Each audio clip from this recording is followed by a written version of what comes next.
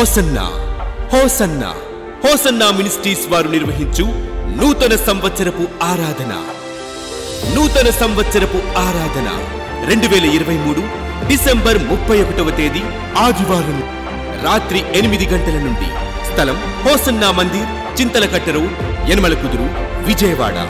ఈ నూతన సంవత్సరపు ఆరాధన యందు దైవజనులు పాస్టర్ రమేష్ గారు వాక్య పరిచర్య చేసి నూతన గీతం ఆలపించెదరు. సన్నిధి నీకు తోడుగా రావాలి, నీతో ఉండాలి అని అనుకుంటే నీ హృదయాన్ని నీళ్ల వలె కుమ్మరించుకొని, నీ హృదయాన్ని పగలగొట్టి ఆయన సన్నిధిలో అవిధేయుడు అని ఒప్పుకొని కనికరాన్ని పొందుతావో ఆనాడు నీతో కూడా ఆయన సన్నిధి నడుస్తుంది. ఆయన సన్నిధి నీతో ఉంటుంది. నువ్వు వెళ్ళు మార్గం అంతటిలో నువ్వు ఎక్కడ అలసి సొలిసి సొక్కి సొమ్మసెల్లిపోకుండా ఆయన సన్నిధి నీకు విజయాన్ని ఇస్తుంది. నూతన గీతం పాడుకుంటూ నూతన వాగ్దానం పొందుకొని నూతన సంవత్సరంలో ప్రవేశించుదాం. రండి, ఆశతో రండి, ఆత్మీయ మేలులు పొందండి. వివరాలకు సంప్రదించండి. Hosanna Mandir, Chintalakatta road, Yanamalakuduru, Vijayawada.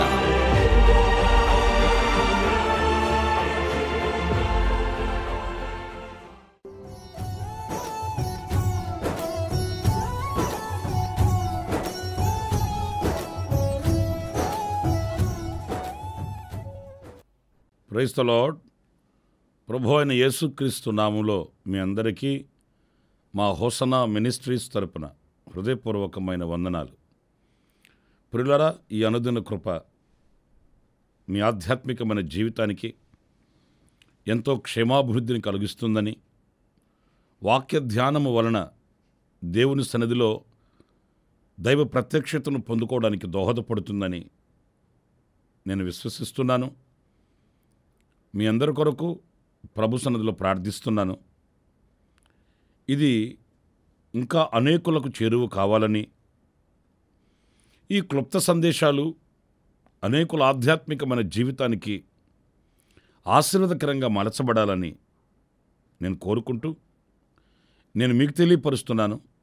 మీరు మీ అవకాశం కొద్దీ ఈ అనుదిన కృప అనే క్లుప్త సందేశాలను అనేకులకు పరిచయం చేయాలని నేను కోరుకుంటున్నాను.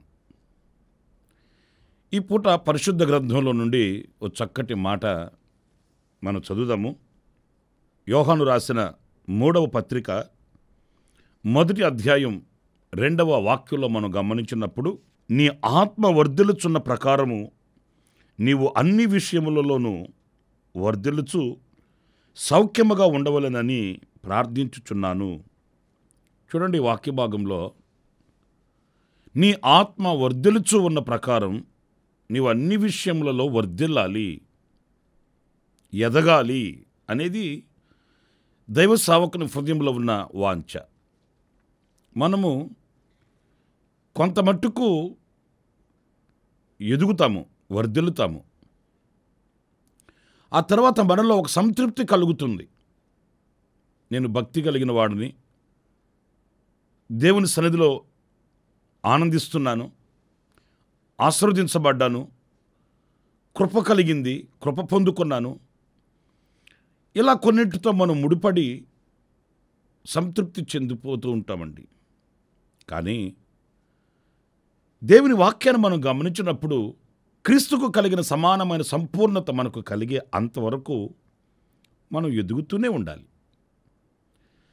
ఈ సంపూర్ణతలోనికి మనం వచ్చేంతవరకు వర్ధిల్లుతూ ఉండాలి.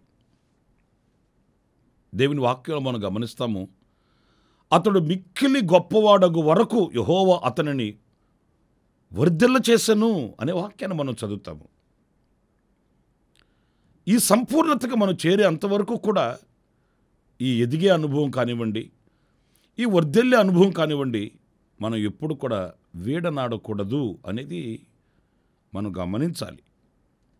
అప్పుడే ఈ ఎదుగుదల మనలో ఉన్నప్పుడే మనం సౌఖ్యముగా బ్రతకగలుగుతామట.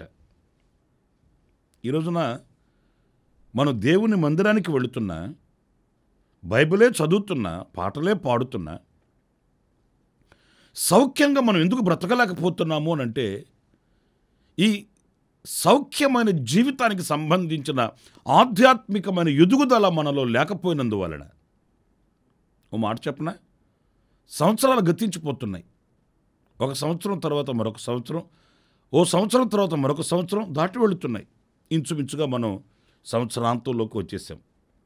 ఇక ఈ సంవత్సరం కూడా ఈ నెలతో మనకు బాయ్ బాయ్ చెప్తుంది, టాటా చెప్తుంది, మనం దాటుకుని వెళ్ళిపోతుంది. నేను అంటాను, సంవత్సరాలు గతించిపోతున్నాయే, ఓ సంవత్సరం తర్వాత మరొక క్రొత్త సంవత్సరం వస్తుందే, మరి మనలో ఇలాగే నూతనత్వం మనలో కలుగుతుందా? ఒక నూతనమైనటువంటి ఆధ్యాత్మికమైన జీవితం మనం సంతరించుకోగలుగుతున్నామా? ఈ పాత సంవత్సరం పోతుంది, కొత్త సంవత్సరం వస్తుంది. అంటే సంవత్సరాలలో, దినాలలో అభివృద్ధి చెందుతున్నాము. ఆ రీతిగానే మనం రోజు రోజుకి, ప్రతి దినానికి ఒక నూతనత్వాన్ని సంతరించుకొని నూతనమైనటువంటి ఆధ్యాత్మికమైన వృద్ధిని సంపాదించుకొని ఎంతవరకు మనం ఎదుగుతున్నాము అనే ప్రశ్నకి మన అంతరంగం సమాధానం చెప్పాలి. ఎవరో మనల్ని విమర్శించడం కాదు, ఎవరో మనల్ని వేలెత్తి చూపించడం కాదు, కానీ మన అంతరాత్మ మనకు సమాధానం చెప్తుంది. మనం ఎదుగుతున్నామా, దిగజారిపోతున్నామా? ఒకసారి ఆలోచించండి. ఈ సంవత్సరపు అనుభవాలలో ఎంత ఎదుగుతూ వర్ధిల్లుతూ వచ్చాం. మనం సంవత్సరాంతంలోకి మనం వచ్చాం. ఈ సంవత్సరం అంతా ఎదుగుతూ వచ్చామా, దిగజారిపోతూ వచ్చామా? పరిస్థితుల ప్రభావాలు కావచ్చు, ఆర్థిక సమస్యలు కావచ్చు, లేక మరొకటి కారణాలు ఏమైనా కావచ్చు, కానీ ఆధ్యాత్మికమైన వృద్ధి వాటితో ముడిపడి లేదు. నీ ఆత్మ వర్ధిల్లుచున్న కొలది నీవు అన్ని విషయాలలో వర్ధిల్లుచుండాలి అని దైవజనుడు చెప్పినట్లు ఈ సంవత్సరం అంతా కూడా మనం ఏ స్థితిలో ఉన్నామని ప్రశ్నించుకొని ఒక నూతనత్వాన్ని పొందుకోవడానికి సిద్ధపడవలసిన సిద్ధపాటు దినాలు ఇవి అని చెప్పడానికి సందేహమేమీ కూడా లేదు. ఇక్కడ అన్ని విషయాలలో అన్నాడు కదా, కొన్ని విషయాలు నేను మీతో చెప్తాను. రోమాపత్రిక 1వ అధ్యాయం 17వ వాక్యాన్ని మనం గమనించినప్పుడు అందులో ఇలా వ్రాయబడి ఉందండి. ఎందుకనినా నీతిమంతుడు విశ్వాసమూలముగా జీవించునని వ్రాయబడిన ప్రకారము విశ్వాసమూలముగా అంతకంతకు, చూసారండి, విశ్వాసమూలముగా అంతకంతకు విశ్వాసము కలుగునట్లు దేవుని నీతి దాని యందు బయలుపరచబడుచున్నది. ప్రియులారా చూడండి, ఇక్కడ విశ్వాసములో అంతకంతకు మనం వర్ధిల్లాలంట. విశ్వాసము అనేది ఒకనాడు సంపాదించుకొని పెట్టేసుకునేది కాదండి. విశ్వాసము అనేది కొంతకాలానికి ఒకేసారి మనం సంపాదించుకునేది కాదు. ఒక 25 సంవత్సరాలకి విశ్వాసాన్ని సంపాదించుకున్నానండి అనడానికి లేదు.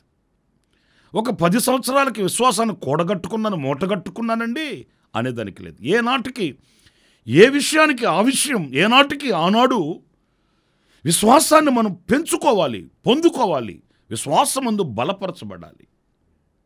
ఈరోజున అనేక మంది విశ్వాసములు బలహీనులైపోతున్నారండి.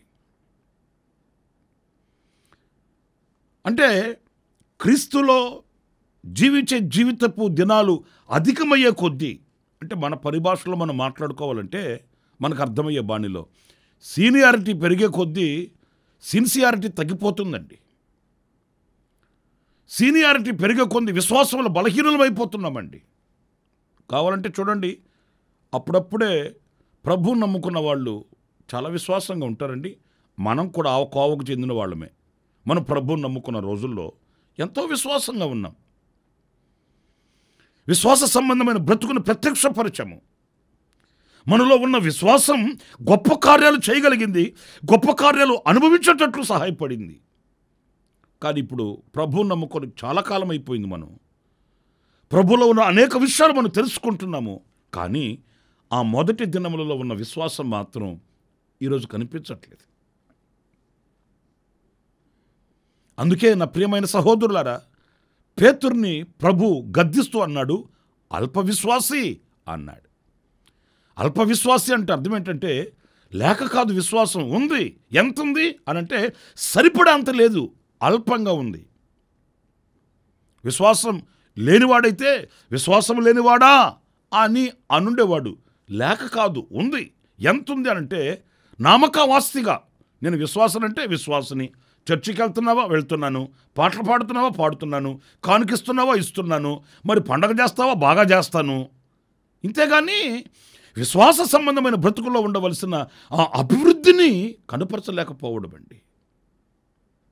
పురులరా, ఒక శతాధిపతి ప్రభు దగ్గరకు వచ్చినప్పుడు అతన్ని మెచ్చుకుని ప్రభు ఏమన్నాడు?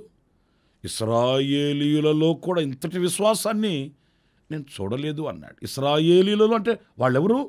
మొదటి ప్రభుని కలిగిన వాళ్ళు, ఆయన పేరు పెట్టబడిన జనులు, ఆయన పేరు పెట్టబడిన జనాంగం. అంటే ఆయన పేరు పెట్టబడిన వాళ్ళల్లో కూడా ఈ విశ్వాసహీనత, బలహీనత కనిపిస్తుందన్న మాట వాస్తవం కాదంటారా? ఈ సంవత్సరాంతంలో ఒకసారి మనం పరీక్షించుకుందాం. మన విశ్వాసం ఎలా ఉంది? మన విశ్వాసపు పట్టు ఎలా ఉంది? అంతకంతకు విశ్వాసమందు అభివృద్ధి చెందుతూ బలపరచబడుతూ ఆయన యొద్ద మనం ప్రశంసలు అందుకునే వారముగా ఉన్నామా? లేక విశ్వాసమందు బలహీనులమై గాలిని చూచి, సముద్రాన్ని చూసి, అలలను చూచి, ఆ సముద్రపు అలజడులలో కలవరపడిపోతూ మునిగిపోసాగుతున్నామా అనేది మనం ప్రశ్న వేసుకోవాలి. ఓ బలహీనురాలైన తల్లి ఆయన వస్త్రాన్ని పట్టుకుంది. ఆమె స్వస్థచిత్తురాలైంది. ప్రభు ఆమెను పరామర్శిస్తూ అంటాడు, నీ విశ్వాసమును బట్టి కార్యం జరిగింది, నీ విశ్వాసం గొప్పది, నీవు సమాధానము గల దానవ ఇంటికి వెళ్ళమ్మా అంటూ ఆమెను సాగనంపాడు. అంటే విశ్వాసము వలన ఆమె గొప్ప కార్యాలు చూసింది.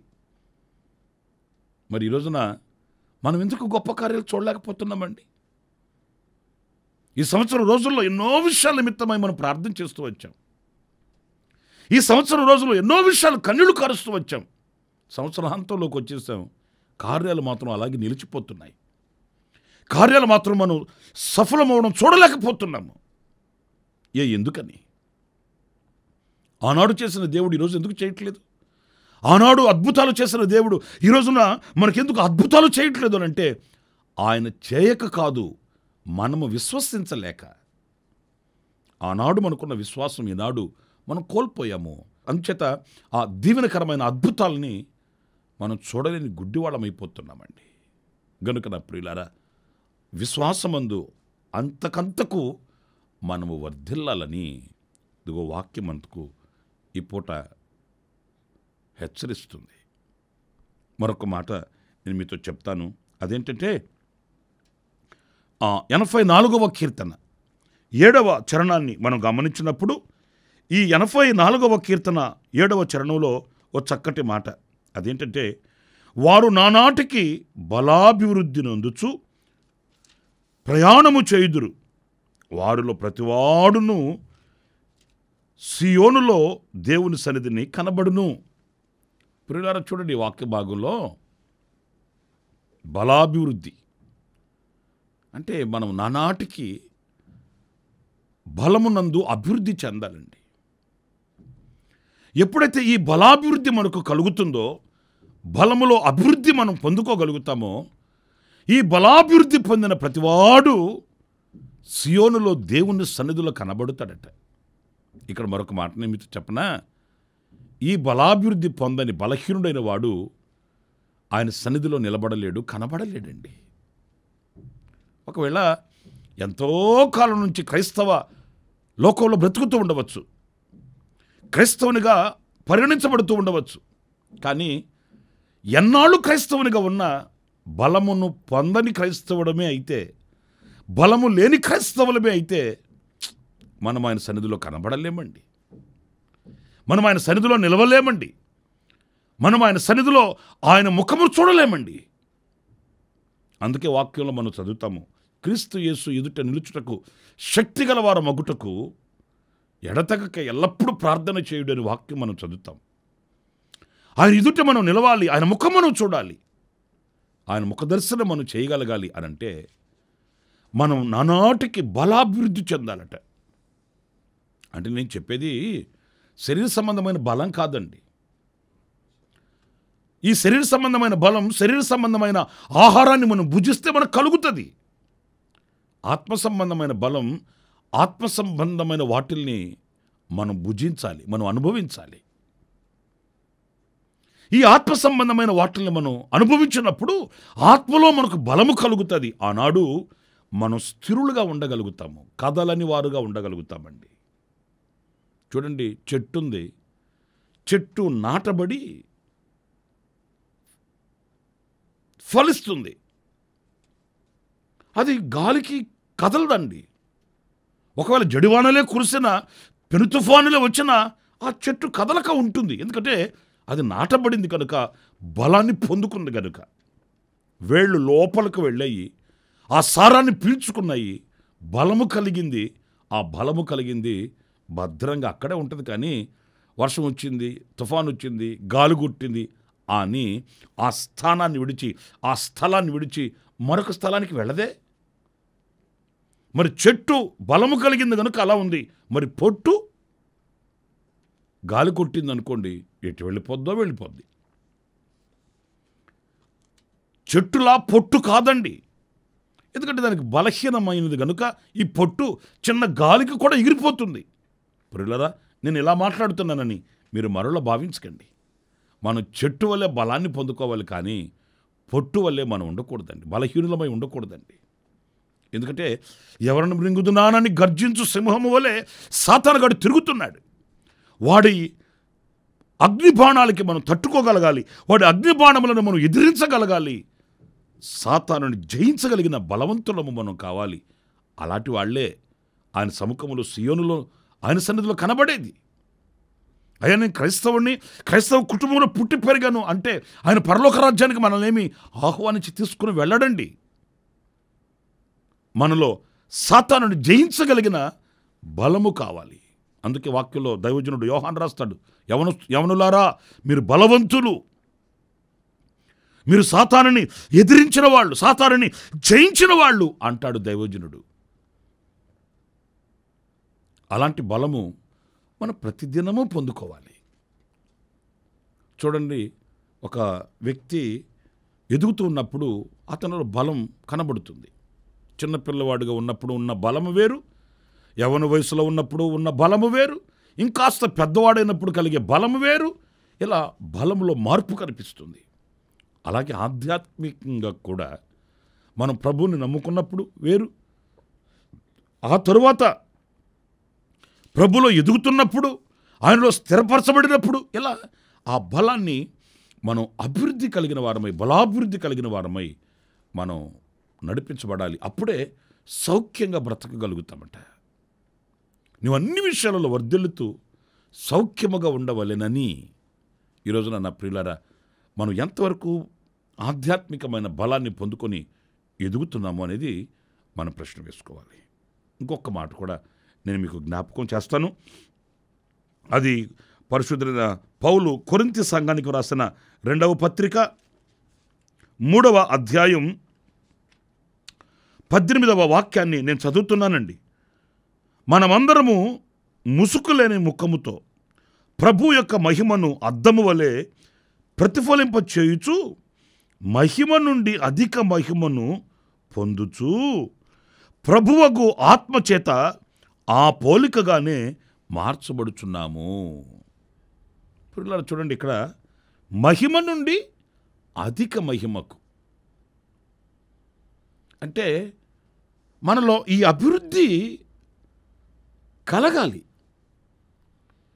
మహిమపరచబడుతున్న మనము, మహిమను పొందుకొనిన మనము ఆ మహిమలో అలాగే చాలు అని సంతృప్తి పొందడం కాదు, ఆ మహిమ నుంచి అధిక మహిమకు.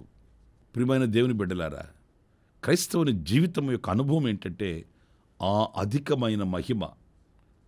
మన ప్రభువుని గురించి మనం చదువుతాము, ఆయన సమీపింపరాని తేజస్సులో ఆయన ఒక్కడే వసించుచున్నవాడంటండి. ఎవ్వరూ సమీపింపలేనంత తేజస్సులో ఆయన ఉన్నాడు. మరి ఈరోజు మనం ఆయనతో కూడా వసించాలంటే, ఆయనతో జీవించాలంటే, ఆయనతో యుగాయుగాలు బ్రతకాలంటే, ఎవ్వరూ సమీపించలేని ఆ మహిమలోనికి మనం వెళ్ళాలంటే అంత మహిమ మనం కలిగి ఉండాలండి. ఆ అత్యధికమైన మహిమ, ఆ ప్రసన్నతని మనం కలిగి ఉన్నప్పుడే మనం ఆయనతో కూడా జీవించగలుగుతాం, మనం ఆయనతో కూడా బ్రతకగలుగుతాం, మనం ఆయనతో యుగాయుగములు నిలిచి ఉండగలుగుతామండి. ఈ వాంఛ, ఈ చింతన మన హృదయంలో కలగాలి. మహిమ నుండి అధిక మహిమలోనికి నేను ఎదిగి వర్ధిల్లి ముసుగులేని ముఖముతో ఆయనను ప్రతిఫలింప చేయొచ్చు. ప్రభువుకు పోలికతో నేను బ్రతకాలి.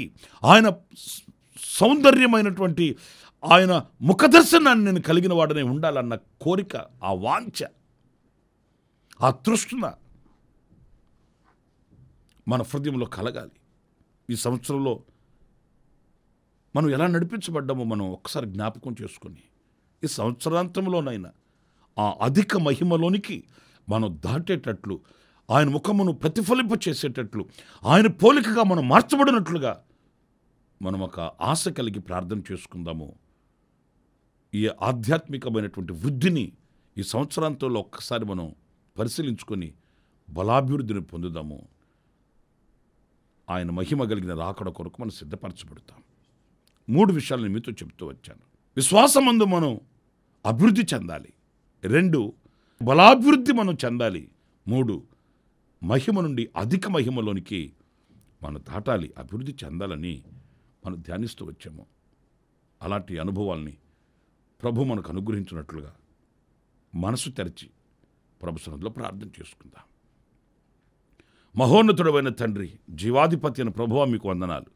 నాయనా, ఆనాడు దైవజనుడు యోహాను చెప్పినట్లు ఆత్మలో వర్ధిల్లుచున్న కొలది మేము అన్ని విషయాలలో వర్ధిల్లుతూ సౌఖ్యముగా ఉండుటకు, ప్రభు, ఆనాడు దైవజనుడు పలికిన మాటలు ఈనాడు మాతో మీరు మాట్లాడుతూ వచ్చారు. అందుకు నీకు స్తోత్రాలు.